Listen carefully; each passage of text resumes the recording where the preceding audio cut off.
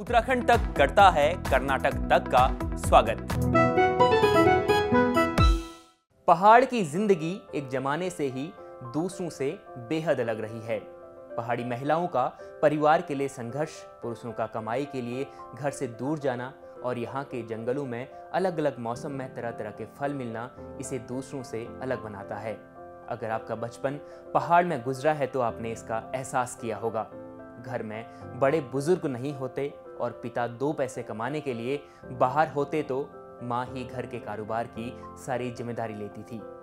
गाय भैंसों के लिए चारा लाती थी, खेतों का काम करती थी। घर में छोटे बच्चे हुए तो उन्हें डल्ले के झूले में रहकर जंगल भी जाती थी और जब वह जंगल से वापस लौटती थी तो घास के वजनदार भारी के साथ हिसालू, किलमौड़, काफल और जंगली फलों को साथ ले आती थी और रोते बिलखते बच्चों को मना भी लेती थी। और इन फलों में से काफल का जो स्वाद था वो भी लाजवाब था।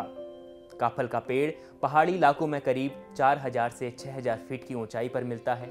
ये फल उत्तराखंड के अलावा हिमाचल और नेपाल के कुछ हिस्सों में भी पाया जाता है। इसका स्वाद मीठा और खट्टा होता है और इसका वैज्ञानिक नाम मिरिका एस्कुलेंटा है। काफल का पेड़ जंगलों में खुद के खुद उग जाता है और मार्च से जून तक इसका स्वाद चखने को मिलता है। उत्तराखंड के लोगों के लिए काफल एक फल ही नहीं बल्कि ये उनकी संस्कृति से जुड़ा हुआ भी है।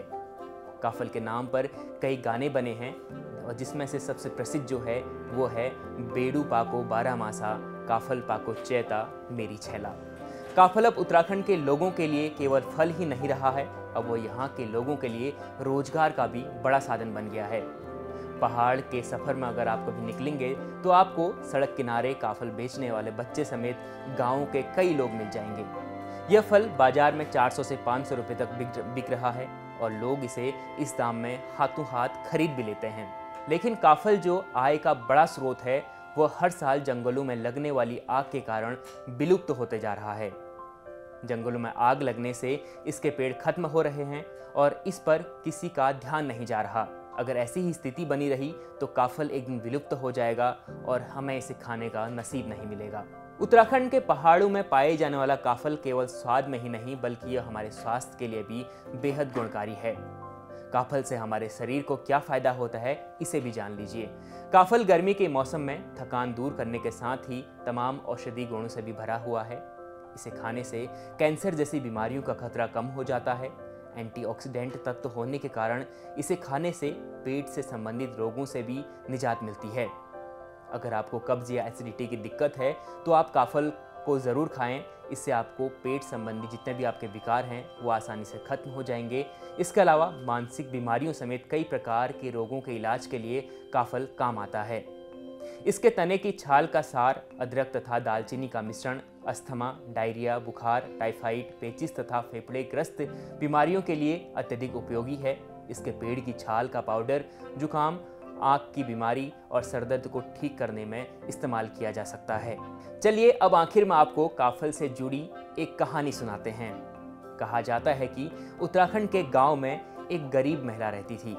उसकी एक छोटी सी बेटी थी। दोनों एक दूसरे का सहारा थे। आमदनी के लिए उस महिला के पास थोड़ी सी जमीन के अलावा कुछ भी नहीं था, जिससे मुश्किल से उसका गुजारा चलता था। और जैसे ही गर्मी आती और काफल पक जाते तो महिला बेहद खुश हो जाती थी। उसे घर चलाने के लिए एक आय का जरिया मिल जाता था, इसलिए वह जंगल से काफल तोड़कर उन्हें बाजार में बेचती थी, जिससे परिवार की मुश्किलें थोड़ी सी कम हो जाती थी।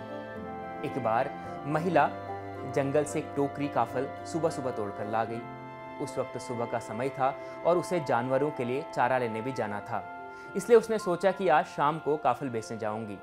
उसने अपनी बेटी को बुलाकर कहा, मैं जंगल से चारा लाने जा रही हूँ, तब तक तू इन काफलों की पहरेदारी करना। मैं जंगल से आकर तुझे भी काफल खाने को दूंगी, तब तक इन्हें मत खाना। माँ की बात मानकर मासूम बच्ची उन काफलों की पहरेदारी करती रही। उस दौरान कई बार उन रसीले काफलों को देखकर उसके मन में लालच भी आया, पर माँ की बात मानकर वह खुद पर काबू कर बैठी रही। इसके बाद दोपहर में जब उसकी माँ घर लौटी तो उसने देखा कि काफल की टोकरी 1/3 भाग जो उसमें से था वो कम हो गया था। माँ ने देखा कि उसी के पास में उसकी बेटी भी सोई हुई है।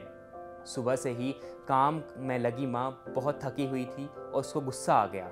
उसको लगा कि मना करने के बावजूद भी उसकी बेटी ने काफल खा लिए हैं। इसके बाद उसकी माँ ने गुस्से में घास का गट्ठर फेंका और अपनी बेटी को जो सोई हुई थी उसे जोर से मारा। बच्ची गहरी नींद में थी और उसे माँ की मार इतनी जोर से लगी कि वो बेहोश हो गई और उसकी मौत हो गई। इस घटना के बाद महिला रोती रही। वहीं दूसरी ओर शाम होते होते काफल की टोकरी फिर से भर गई और जब महिला की नज़र टोकरी पर पड़ी तो उसको समझ आया कि दिन की चटक धूप के कारण काफल मुरझा गए थे। और शाम में जैसे ही थोड़ा मौसम ठंडा हुआ तो काफल फिर से ताजे हो गए। अब महिला को अपनी गलती पर बेहद पछतावा हुआ और वह भी उसी पल सदमे से गुजर गई। कहा जाता है कि उस दिन के बाद से एक चिड़िया चैत के महीने में काफल पाको मैंने नी चाखो कहती है। इसका अर्थ है काफल पक गए हैं लेकिन मैंने उन्हें नहीं चखे हैं। फिर एक दूसरी चिड़िया गाते हुए कहती है, पूरे हैं बेटी पूरे हैं। तो ये थी काफल से जुड़ी कुछ जानकारियाँ और कुछ कहानियाँ। आपको ये कहानी कैसी लगी और ये जानकारियाँ कैसी लगी हमें कमेंट कर ज़रूर बताएं। साथ ही उत्तराखंड तक को सब्सक्राइब ज़रूर कर लें। शुक्रिया।